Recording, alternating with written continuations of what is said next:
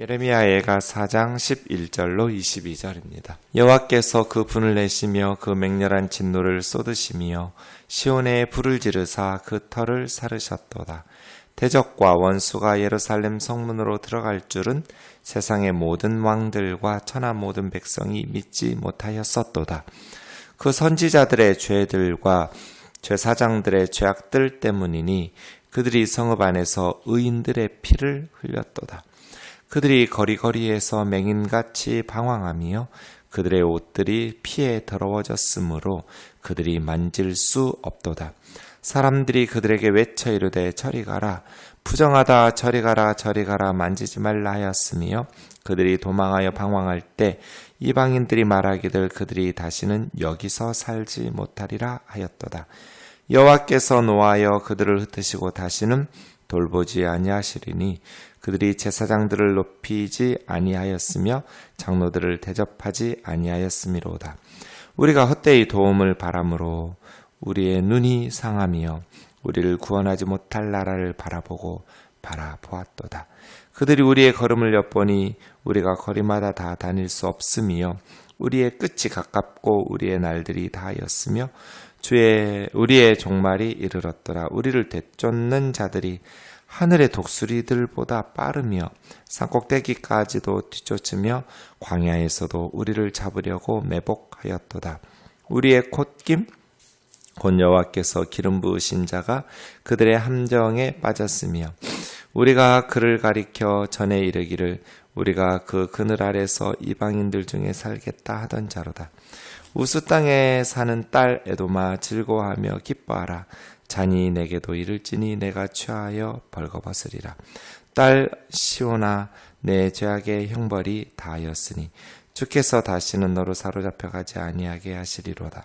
딸 에도마 주께서 내 죄악을 벌하시며 내 허물을 드러내시리로다. 아멘. 이스라엘의 멸망은 하나님의 심판이었음을 거듭 밝히고 있습니다. 11절에도 보시면 여호와께서 분을 내셨고 맹렬한 진노를 쏟으셔서 시온에 불을 지르셔서 그 터를 사르셨다. 이렇게 말씀하고 사실은 하나님께서 시온에 불을 지르셨다. 이렇게 하나님을 주어처럼 번역했는데 하나님이 주어는 아니고요. 불이 주어입니다. 불이 살라서 그 터를 기초를 다 불태우셨다. 물론 하나님께서 바벨론 군대를 통해서 예루살렘을 불바다로 만드셨죠.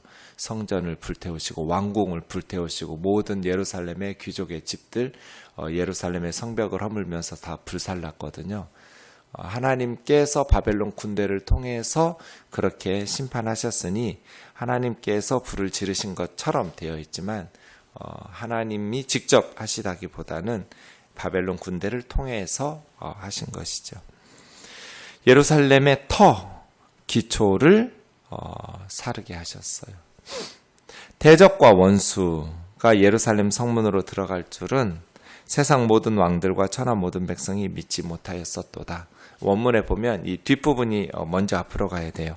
세상 모든 왕들과 천하 모든 백성이 믿지 않았어요. 무엇을? 대적과 원수가 예루살렘 성문으로 들어갈 줄은. 성문으로 들어간다는 것은 정복한다는 것이죠. 원수니까요. 네, 두 가지 이유가 있죠. 첫 번째는 예루살렘은 완벽한 요새, 난공불락의 성읍이었어요. 높은 곳에 있었기 때문에 그래서 거듭 말씀드리지만 이스라엘 백성들이 여호수아 때 정복을 못했어요. 원래는 여부스족이 살고 있었는데 몇백 년 후에 다윗이 왕이 된 후에야 비로소 정복이 가능했던 땅이 예루살렘이에요. 난공불락의 요새. 두 번째는 여기는 하나님의 성전이 있었기 때문에 신성불같지만 그러한 하나님의 도시였기 때문에 대적과 원수가 예루살렘을 정복할 것을 상상하지도 못했죠. 이게 이제 예레미야 선지자는 계속해서 어리석은 생각이었다고, 예루살렘이 무너지지 않을 것이다라고 생각했던 것들이 어리석은 생각하지 마라. 하나님께서는 얼마든지 심판하시고 무너뜨리실 수 있다. 무너진 거죠. 그럼 이제 우리는 그런 생각하죠. 근본 원인이 뭐냐? 예루살렘이 멸망한 근본 원인을 에가에서는 13절에 영적인 지도자들의 타락 이렇게 봅니다. 예루살렘의 선지자들의 죄, 제사장들의 죄악 다 복수 형태로 되어 있어요. 선지자들의 죄들과 제사장들의 죄악들 때문이라고. 어느 나라나 어느 공동체나 멸망의 근본을 파고 들어가다 보면 영적 문제라는 거예요. 그러니까 겉으로는 외교적 실패죠. 잠시 후에도 보겠지만 예루살렘 정가의 판단 실수예요. 예레미야의 권면을 들었어야 돼요. 친애굽 시드기야 왕은 애굽을 의지했거든요. 친애굽파예요. 그러다가 바벨론한테 망한 거거든요. 외적으로 보면 외교적 판단의 실수, 군사력의 약화, 정치적, 경제적 그런 판단과 문제로 해석하겠지만 더 깊이 안쪽으로 파고 들어가면 영적인 문제예요. 왜냐하면 역사의 주인은 하나님이시잖아요. 하나님께서 하시면 하는 것이고요. 하나님께서 하지 않으시면 그러한 사건들은 일어나지 않을 터이니까요. 그래서요.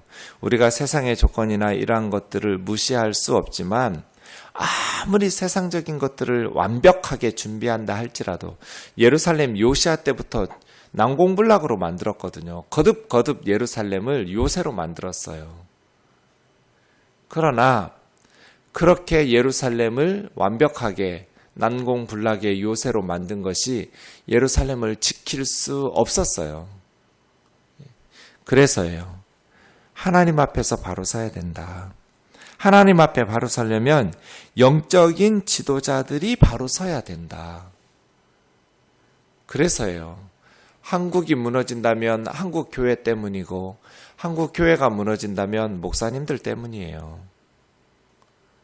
그만큼 중요한 역할들을 감당하기 때문이죠. 그럼 선지자들의 죄가 뭐냐? 제사장들의 죄악들이 무엇이냐? 그들이 성읍 안에서 의인들의 피를 흘렸도다. 의인들의 피를 흘렸기 때문이에요. 예루살렘 성읍에서. 백성들을 선하고 의로운 길로 인도해야 될 영적인 지도자들이 의로운 사람들의 피를 흘렸어요. 우리식으로 하면 어떻게 되겠어요? 목회자들이 타락하고 그러니까 교회가 부패하게 될 때 교회 안에서 바른 목소리를 하겠죠. 그렇게 교회 안에서 선지자적 목소리를 외칠 때 목회자들이 또 교회 영적인 리더들이 그 선지자적 목소리를 바르게 듣고 회개해야 되는데 회개하지 않고 오히려 의인들의 피를 흘린단 말이에요. 요즘 한국 교회는 바른 말하면 신천지라고 낙인 찍어서 쫓아버려요. 시험에 들었다, 사탄의 앞잡이다, 빨갱이다 해가면서 쫓아내요. 그 의인들의 피예요. 그래서예요. 사실은 그럼 영적인 지도자들 책임이니까 일반 성도들, 백성들은 잘못이 없느냐? 있죠. 영적인 지도자들만의 문제라고 일반 백성들이 회피할 수 없어요. 왜요? 거짓 선지자들이 살아남는 이유는 성도들이 그걸 좋아하기 때문이에요. 백성들이 정신을 차리고 그게 말이 되냐고, 왜 의로운 사람의 피를 흘리느냐고, 왜 바른 말하는 사람을 내쫓느냐고, 이런 식으로 했다면 거짓 선지자들이 존재할 수 없었을 거예요. 예루살렘의 거짓 선지자들과 악한 제사장들이 존재할 수 있었던 이유는 백성들이 그들의 거짓 메시지를 좋아했기 때문이에요. 그래서예요. 영적인 리더들이 책임이 중하죠. 훨씬 더 무거운 심판을 받을 것 같아요. 그러나 일반 백성들이 그건 지도자들 때문이야, 선지자들 때문이고 제사장들 때문이야 라고 책임을 회피할 수는 없어요. 그 거짓 선지자들이 존재할 수 있었던 터를 일반 백성들이 마련해 줬기 때문이에요. 그래서예요. 하나님께서 도저히 참을 수 없는 상황이 의인들이 피를 흘릴 때예요. 회개할 때까지 기회를 주셔요. 그런데 더 이상 참지 못하는 순간은 의인들이 피를 흘릴 때, 겉으로 아무리 잘 나가는 것 같아도 의인들의 피가 흘리면 더 이상 하나님께서 참지를 못하세요. 심판하시죠. 그래서 우리가 정신을 바짝 차려야 돼요. 의인들의 피를 흘리는 성읍은 망한다. 의인들을 쫓아내고 의인들을 박해하면서 의로운 사람들의 말을 듣고 회개하려고 하지 않고 의인들을 쫓아내면서 박해하고 피를 흘리면 그 공동체는 망한다. 예레미야의 피를 흘리고 이사야를 톱으로 썰어 죽이고 의인들의 피를 흘리면 그 나라는 망할 수밖에 없어요. 그들이 14절요, 거짓 선지자들과 악한 제사장들이에요. 거리에서 맹인같이 방황하며. 그래서 똑바로 봐야 돼요. 영적인 지도자들이. 맹인이 되면 안 돼요. 이제 그들이 쫓겨나니까 맹인처럼 거리에서 방황하니 그들의 옷이 피에 더러워졌으므로 만질 수 없도다. 의인들의 피를 흘리게 하다가 자신들이 피에 묻었잖아요. 그럼 이제 부정한 자가 되어서 접촉 금지예요. 마치 문둥병자 대하듯이 일반 백성들이 나라 망한 후에 거짓 선지자들이 어떻게 됐겠어요? 나라가 망한 후에 악한 제사장들을 일반 백성들이 어떻게 보겠어요? 문둥병자 보듯 하겠죠. 부정한 사람 접촉하면 자기도 부정하게 되는 것처럼 옆에 가지도 않으려고 하겠죠. 존귀한 선지자였는데, 거룩한 제사장이었는데 나라가 망하고 나니까 백성들이 저리 가라 저리 가라, 부정하다, 저리 가다 저리 가라, 만지지 말라 하였으며, 제사장과 선지자들이 도망하여 방황할 때 이방인들도 여기서 살지 못해 너희는 하면서 이방 땅에서도 정착하여 살 기회를 주지 않는 백성들이 멸망으로 인해서 영적인 지도자들을 혐오하게 되는 것이잖아요. 하나님의 사역을 제대로 감당하지 못하면 선지자들과 제사장들이 백성들의 멸시를 받아요. 그럴 수밖에 없잖아요. 바른 길로 우리를 이끌었어야지. 그렇게 샬롬 샬롬을 외쳐대더니 예루살렘은 무너지지 않는다고 거짓 메시지 외치고, 지금 보니 예레미야가 바른 메시지였네. 이사야가 참 선지자였네. 당신들 말 듣고 그 의인들을 죽이고 감옥에 가두고 박해했었는데 이게 뭐냐고. 꼴도 보기 싫다고 썩 꺼지라고. 그러지 않겠어요? 저리 가라, 부정하다. 저리 가라, 저리 가라. 우리 만지지도 말아라. 16절이요. 여호와께서 노하여 그들을 흩으시고 다시는 돌보지 아니하시리니. 하나님께서 선지자들과 제사장들을 돌보지 않는다는 건 중요하게 여기지 않는다는 거잖아요. 소중하게 보호해 주시지 않는, 그렇게 존귀한 제사장으로 삼으셨는데 그토록 소중하게 여김받는 선지자로 하나님 앞에 쓰임받았는데 일반 백성들이 이제는 제사장들을 높이지도 않고 장로들로 존귀하게 대접하지도 않아요. 하나님에게 버림받으면 사람들에게도 무시당해요. 그래서 영적인 지도자들은, 교회의 중직자들은 하나님 앞에 칭찬받아야 돼요. 하나님 앞에 버림받으면 사람들에게도 무시당할 수밖에 없어요. 하나님 앞에 소중히 여김 받을 수 있기를 원합니다. 영적인 지도자들이 공동체를 지키는 파수꾼이에요. 선지자들과 제사장들이 공동체를 사탄으로부터 지켜내야 되고 대적과 원수들로부터 지켜내야 돼요. 영적인 파수꾼이 돼서 교회를 건강하게 잘 지켜낼 수 있도록, 그래야 나라가 망하지 않을 수 있잖아요. 그런데 그 선지자들과 제사장들이 거짓 메시지를 전하고 그렇게 의인들을 박해하고, 사실은 예수님도 그런 거잖아요. 예수 그리스도를 박해하여 십자가에 죽이고 그러다가 나라 망한 거잖아요. 첫 번째 성전 솔로몬 성전도 이렇게 불타더니 두 번째 성전 스룹바벨 성전도 결정적으로 돌 위에 돌 하나도 남기지 않고 불타버린 것이 예수님을 죽인 거잖아요. 의인들의 피를 흘린 거잖아요. 17절에 하나 더 있어요. 예루살렘이 그렇게 불타게 된 것은 첫 번째는 영적인 부패와 타락이었다면 두 번째 영적인 타락은 헛되이 도움을 바람으로예요. 우리 누구겠어요? 정치 지도자들과 백성들이에요. 예루살렘의 백성들이 헛된 도움을 받았어요. 그 도움이 누굴까요? 우리를 구원하지 못할 나라를 바라보았도다. 유다를 구원하지 못할 나라, 아까 말씀드린 것처럼 이집트예요. 시드기야 왕은 친애굽파 정치인이에요. 바벨론이 쳐들어오니까 누굴 바라봐야 돼요? 마땅히 하나님을 바라봐야죠. 히스기야처럼. 하나님을 바라봤어야 함에도 불구하고 헛된 도움을 바라보고 눈이 상할 만큼 구원하지 못할 애굽을 의지하니까 나라가 망하죠. 사랑하는 형제 자매 여러분, 위기에서 우리를 건져주실 분이 누구예요? 하나님이죠. 미국 군대 바라보는 거 아니에요. 중국 군대 바라보는 것도 아니에요. 우리가 하나님의 군대, 용사이시고 전사이신 하나님을 바라봐야죠. 그 하나님께서 우리를 하나님 백성 삼으셨는데 이스라엘 백성들이 헛되이 도움을 바란 거예요. 그러니 어떻게 되겠어요? 18절 그들은 바벨론의 군대예요. 이제 대적과 원수인 바벨론의 군대가 우리의 걸음을 엿보니 거리마다 다닐 수도 없고 우리의 끝이 가깝고 날들이 다하였으며 우리 종말이 이르렀도다. 나라 망한 거죠. 우리를 뒤쫓는 자들은 하늘의 독수리도보다도 빨라서 산꼭대기까지도 광야까지도 우리를 잡으려고 매복해 있는 것처럼 달아나면 무슨 소용이 있어요? 독수리도보다도 빠른데 바벨론의 군대가.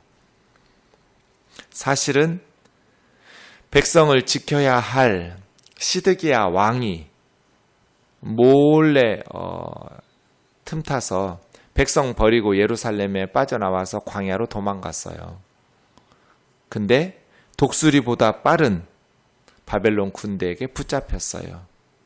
왕이 백성을 버리고 달아나니까 바벨론 군대가 독수리처럼 날아와서 시드기야 왕을 잡아서 왕이 보는 앞에서 아들들 왕자들을 다 죽이고 그 두 눈을 뽑아버리고 쇠사슬로 묶어서 바벨론으로 끌고 가서 죽였죠.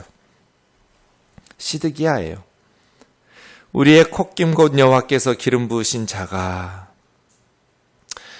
그들의 함정에 빠졌으며 왕이 하나님께서 기름 부어 세운 그러한 지도자가 백성을 지켜야 하잖아요. 이승만 대통령도 정말 칭찬받을 것들도 많아요.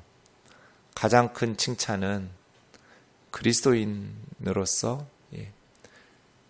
프린스턴 박사 출신이잖아요. 세계적인 흐름을 아는 분이었어요. 그러다 보니 그때 남한의 70% 이상이 사회주의 찬성이었어요. 우리도 북한처럼 공산주의 하자. 지금처럼 이렇게 될 줄 몰랐잖아요. 부유한 사람들 없애고 가난한 사람들의 플로레타리아트의 혁명, 모두 다 평등하게 잘 사는 얼마나 쏠깃한 내용이에요. 그들의 악한 것을 꿰뚫어 본 거예요. 이 박사는 세계적인 정치 어떤 공부를 한 사람이니까요. 그런데 인격이 훌륭하지 못했어요. 지지하는 사람들이 많지 않았어요. 그러다 보니 친일파들을 등용하고 또 그런 어떤 우를 범하였어요. 하나님 앞에 바로 서지 못하니까 전쟁이 일어나고 그 전쟁 속에 백성 버리고 전라도로 도망가셨잖아요. 대통령이 그럼 되겠어요? 시드기야가 위기에 처하니까 백성들 몰래 밤에 빠져나와서 달아나다가 죽었어요. 우리의 콧김 여호와께서 기름 부으신 자가 그들의 함정, 왕을 호흡으로 본 거잖아요. 백성들이 숨을 쉬듯이 하나님께서 기름 부으신 자가 우리를 지켜줄 줄 알았어요. 그런데 그러지 못했어요. 오히려 함정에 빠져서 우리가 망하고 나라가 망하게 되었죠. 에돔에 대해서 이야기해요. 우스 땅에 사는 딸 에돔아. 에돔은 이스라엘의 형제 국가죠. 쌍둥이 형 에서의 자손이니까요. 그런데 그 에돔이 바벨론의 군대가 쳐들어왔을 때 앞잡이 노릇을 했어요. 불쌍히 여겨주지 않고요. 너희도 기뻐하지만 취하여 벌거벗으리라. 딸 시온은 죄악의 형벌을 다 받은 후에 이제 하나님께서 회복시키겠지만 딸 에돔 너희는 주께서 죄악을 벌하시며 허물을 드러내실 것이다. 바벨론의 군대도 칠 것이고 에돔도 멸망을 받을 때 이제 이스라엘은 구원을 받고 에돔은 멸망받게 될 것을 노래하고 있습니다. 하나님의 말씀 앞에 우리가 항상 깨어서 진실로 하나님의 백성들이 온전하게 하나님의 말씀을 순종하며 살아가야 우리 나라가 회복될 수 있음을 기억합시다.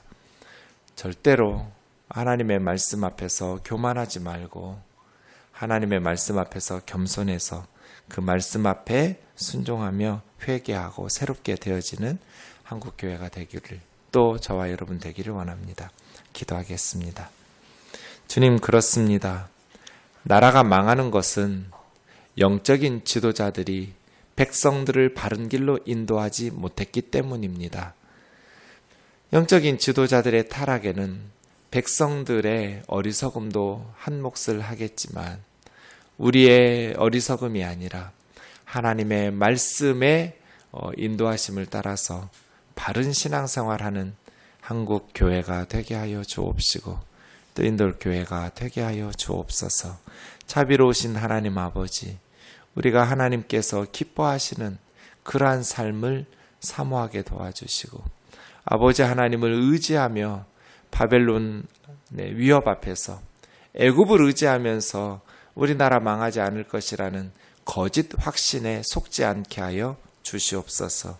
온전히 하나님을 바라보고 먼저 마땅히 하나님의 도우심을 전심으로 간구하는 하나님의 백성들이 되게 하여 주시옵소서. 예수님 거룩하신 이름으로 기도하옵나이다. 아멘.